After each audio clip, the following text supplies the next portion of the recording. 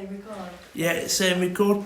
Hello everyone, welcome back to the Wheel Talk Live podcast. Absolutely delighted to be joined by two people I went to school with today who are absolutely smashing it in Sam and Courtnie Wright of Wright Property Partners that we've got on the wall there. Thank you for joining us today, guys. Really appreciate it. Yeah, you're very welcome, Joe. It's a pleasure to be on. It's been something that we've been trying to do for a while. Endless voice notes, Sam. I have to listen to some of the stuff that I say on voice recordings, but we won't go into that. But we're more than looking forward to speaking to you today about your journey into property. And do you just want to give the listeners a bit of an insight into this and where it first started?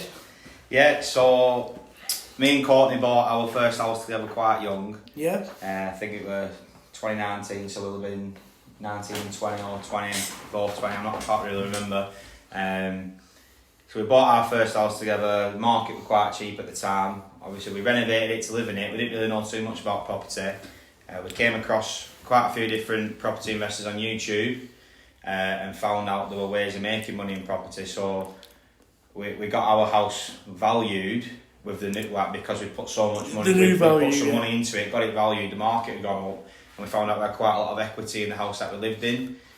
Interest rates were still really low, so we managed to remortgage the property and pull the equity out, and with the equity, that's how we started the property journey. We managed to buy some buy-to-lets.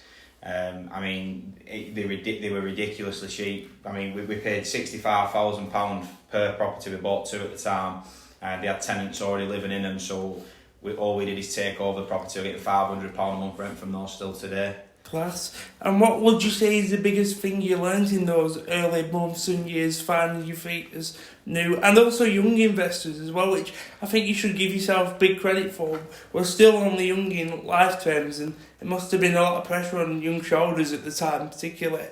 Yeah, I think the main thing was the tenants in the properties not really taking us seriously. When we came to say we were the new landlords, we kind of got a bit of a grin and a bit of a smirk as if to say, what do you mean you're going to be my landlord? I mean, one of the tenants in our properties, he gave me my first ever job at 15-year-old. Yeah. So he paid me my first ever wage. I was just waiting on in a local, it's like a bit like a working men's school that did functions, and he did the catering. So he gave me my first ever job at 15, and then by 20 I was his landlord. Yeah. So it were a bit surreal, to be honest. Is that one of the reasons why you wanted to sort of get into property, to be sort of like guardians of your own destiny? That sounds a bit cheesy, but yeah, you get what I mean. You know, instead of filling somebody else's pay packet, you're filling your own pay packet. Yeah, that were a massive thing of it. I mean, when no cap, is there? There's no cap to what you can earn. I mean, you're making, instead of working for your money, you're making your money work for you. Is the saying that it goes by. So we got the capital to start with, and now that capital is giving us a passive income every month. Brilliant. And that's the main goal, to be able to get money without doing the work. And how do you sort of work together? How do you bounce ideas off each other? Because obviously you're a couple. How do you balance all the work that you do? Who does what within the business? So I come up with ideas, and then Courtnie says they're rubbish, and we go with Courtnie's idea. That tends to be how it works. Yeah. Sort of like, how do you identify what is a good property for you to buy or your investors, which we'll talk about through the business in a minute? So the saying that we go by is, you buy a property off a formula, not a feeling. Yeah. So if you're going into your property and you're saying, oh, I love this, I love that, I love the fireplace, I love the garden, I love the location, you're going about it the wrong way, because your heart's in that property. Everybody knows you might get a bad tenant or something might go wrong, and if your heart's in that property, it's going to break your heart if something happens to that property. So we have a formula that we work off. Each property, the numbers have to work. We don't, when we're organising viewings on properties, we don't even look at the pictures. We look at the numbers. We look at the comparables. Yeah. We look at how much it's going to need spending on it, and then what the end value could be. We use loads of different formulas to work that out. Compare it across everything that we can, and then the offers going on the house is on the comparables. It's on the formula, not the feeling. Yeah. Have you ever gone into one with, every intention of buying it, and then something's gone wrong at the last second, where you've had to make the split second ruthless decision of pulling out of it, sort of thing?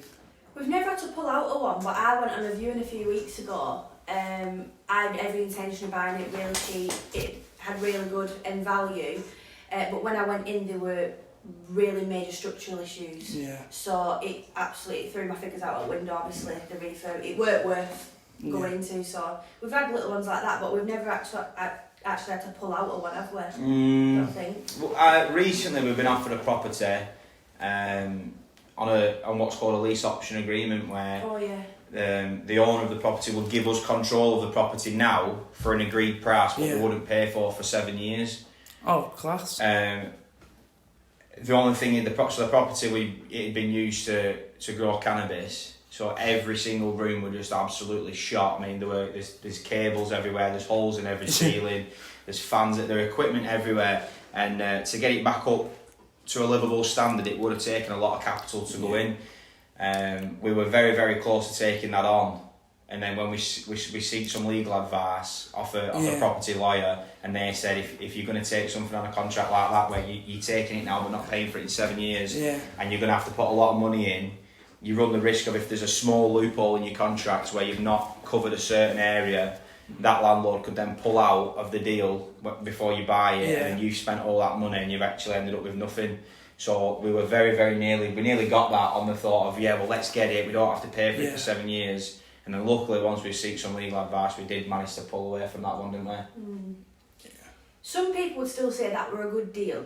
Yeah. It's not a bad deal. They were just, we don't think we were prepared to we weren't prepared to take that risk at that moment in time, were we? No. It certainly seems like a very challenging but also rewarding line of work. What would you say has been the biggest challenge in the 5 or 6 years you've been doing it,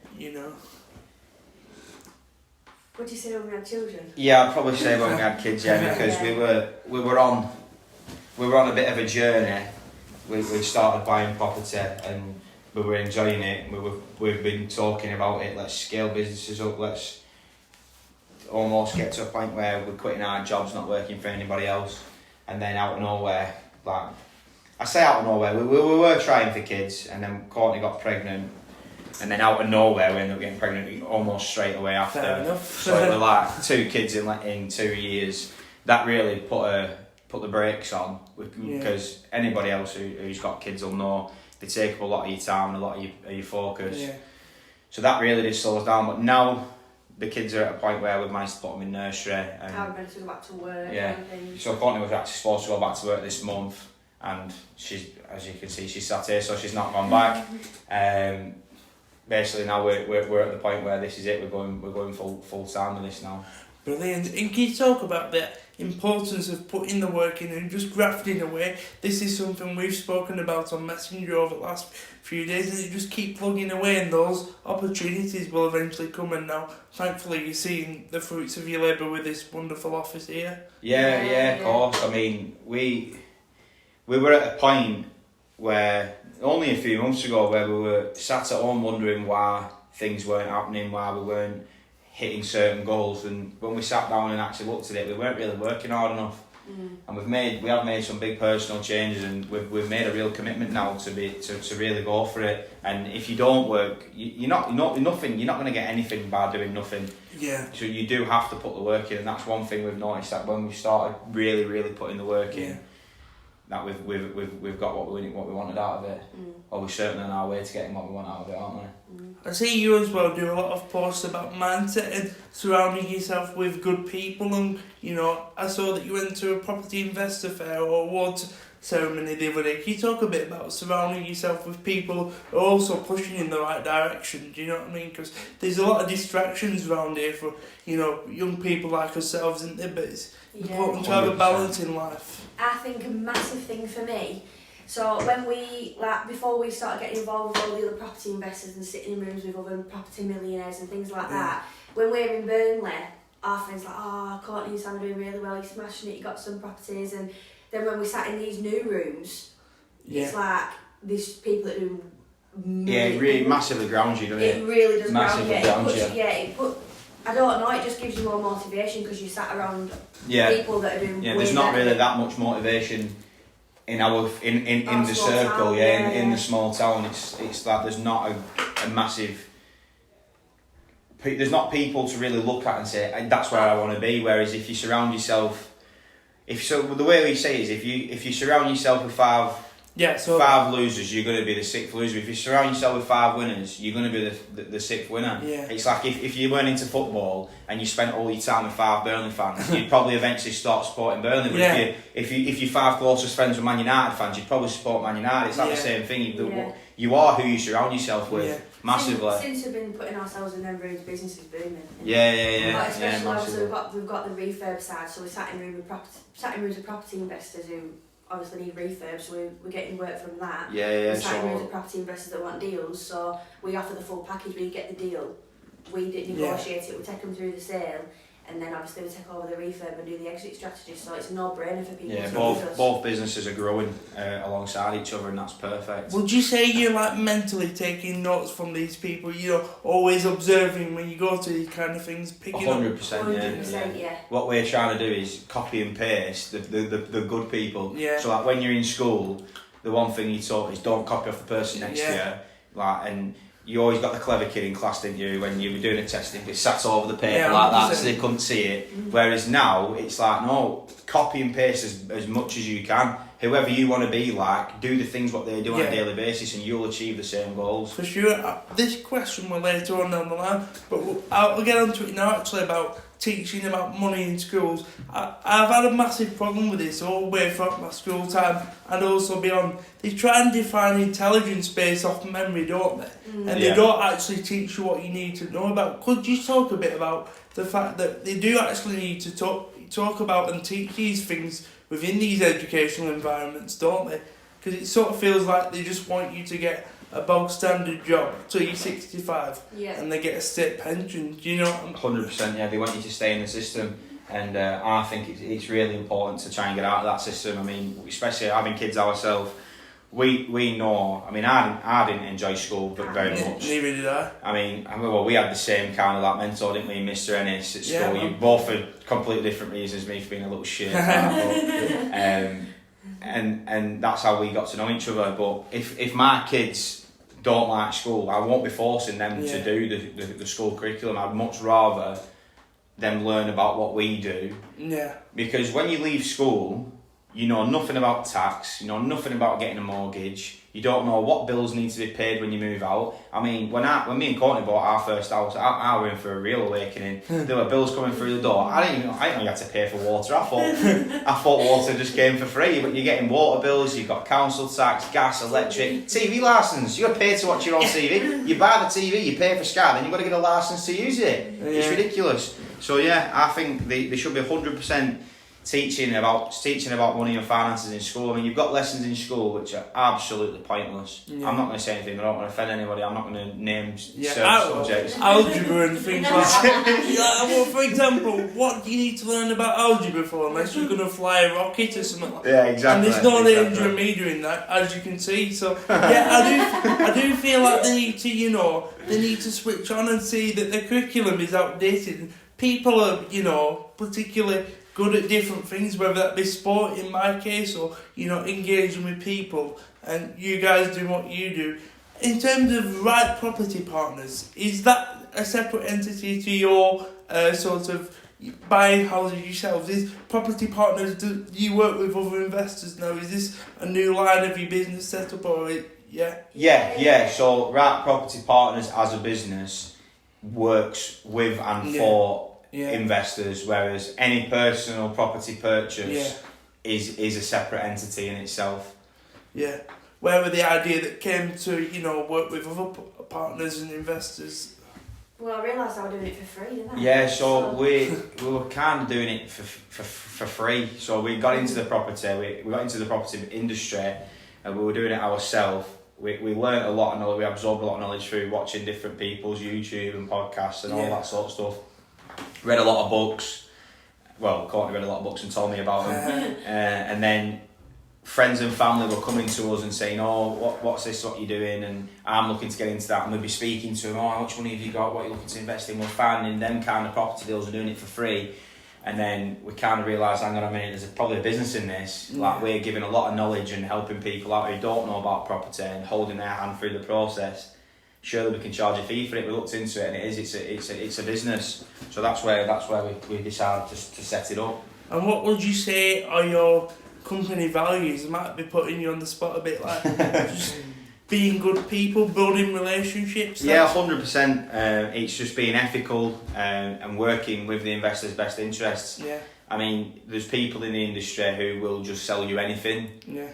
Whereas we don't like to do that. We like to get to know the investors on a personal level. So a lot of the people that we work with, we've actually met face to face. We've invited down to the office, or we've gone to where they live, or they've come to see some of our projects and our sites, and we've met them and we know them on a personal level. We class them now as friends. That's class. So that's how we try to work. We try to be the friendly people in the industry, instead of just, this is a deal, I'll sell it to you, then wash my hands of you. It's like we want to build a relationship with those people.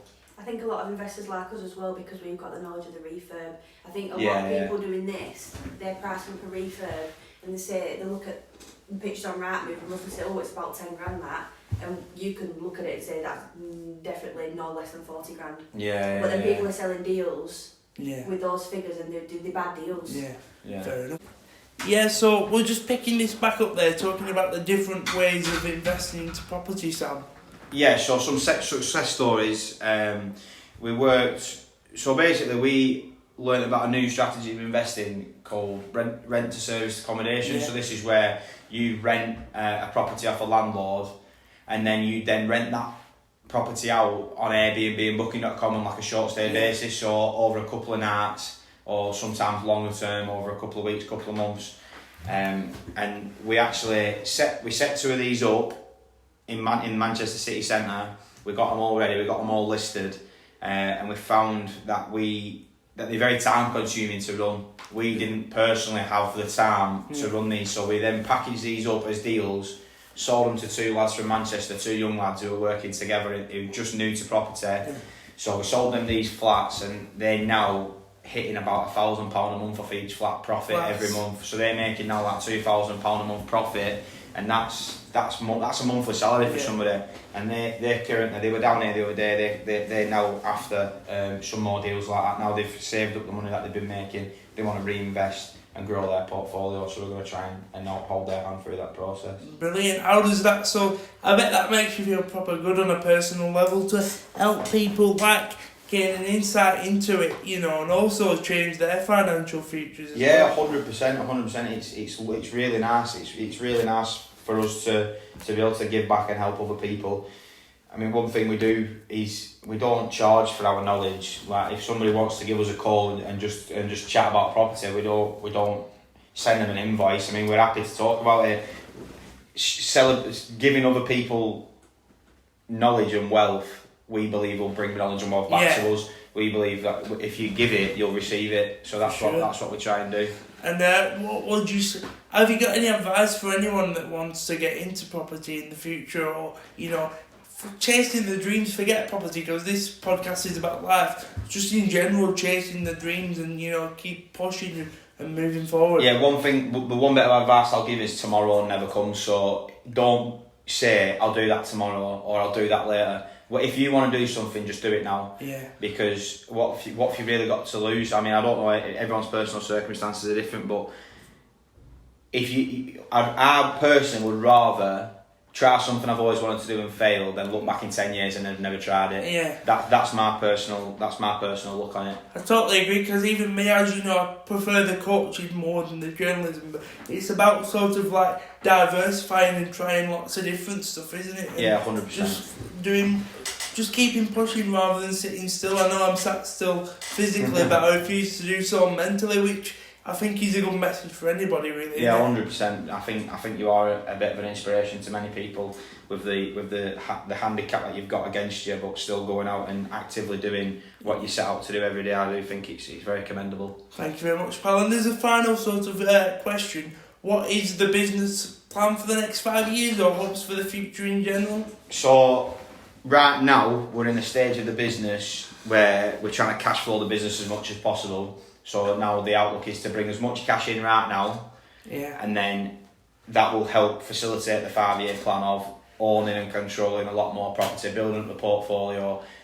Short-term goal is by the next year to be property millionaires. Wow. So we're on our way there now, but we want to own and we want to own a portfolio worth over £1 million. That's short-term, and then obviously 5-year goal is just to keep growing that, and why not try to get to 10 million, I don't know, but it's the sky's the limit. I just thought of that then, as a final question, is this something you're going to educate your own kids on and hopefully pass down that knowledge when they're obviously old enough? Yeah, 100%. Obviously it'll be the choice. I'm not going to push them into anything, but I'd much rather my kids go into something like this from a young age, because if I knew what I know now at 16, I wouldn't be waiting until next year to be a property millionaire. I'd be there now. So I'm going to be teaching them from as young as possible the kind of things we do and the strategies what you can do to make it in this game. Brilliant. And I just want to say, for purposes of recording, properly enjoyed this. Thanks for having me down today, pal. You're a top lad, and I wish you every success in future. Yeah, same to you, Joe. It's been lovely speaking to you.